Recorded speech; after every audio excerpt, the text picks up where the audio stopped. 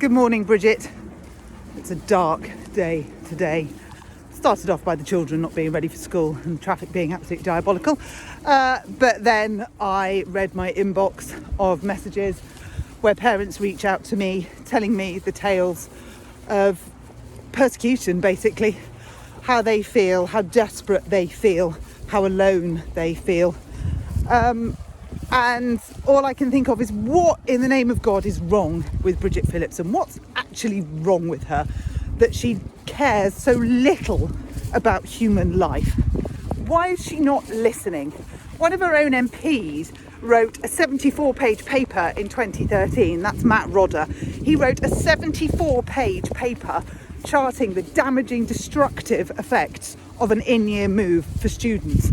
Yet Bridget has sparked the biggest in-year movement of students ever. We are looking at a minimum of 8,500 for January. You said 3,000 in a year. You got that so catastrophically wrong, but you don't care. You haven't said anything about it. You've just walked away. So your own MPs are telling you. Rachael Maskell has just written a report. She highlights the irreversible damage you are doing to the most vulnerable sector of society, children with special educational needs.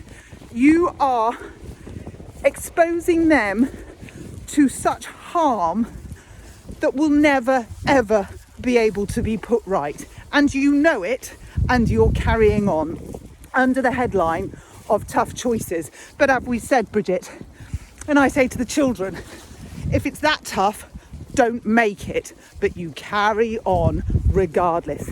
The head of the IFS, Paul Johnson, has said publicly, don't be fooled. This will make a tiny, tiny amount of money, if any.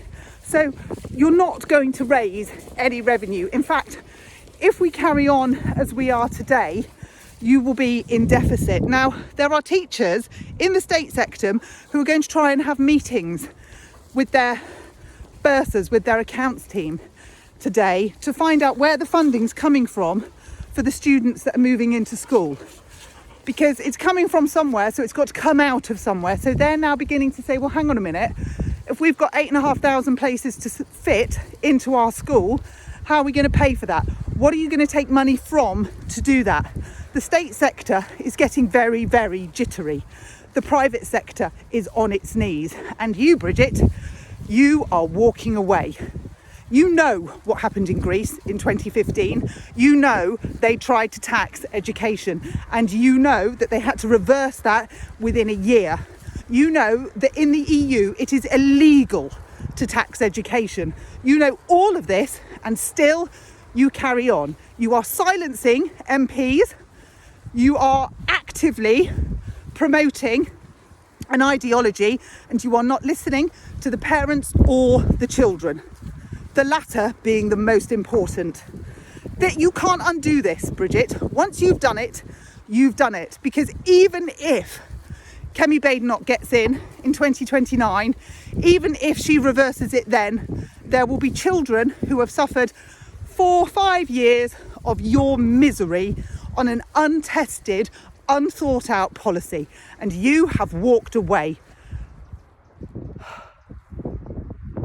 Get a grip, Bridget. Get to the table. Start talking. Review the policy. Bring it in 2027. Exempt SEN children, if that's what it takes. You know, we'll give you that. You won't lose that much face. Admit that you were wrong. Lead by example. Stop silencing your own MPs. They will come out at some point, Bridget, because they're seeing now firsthand devastated children in both sectors.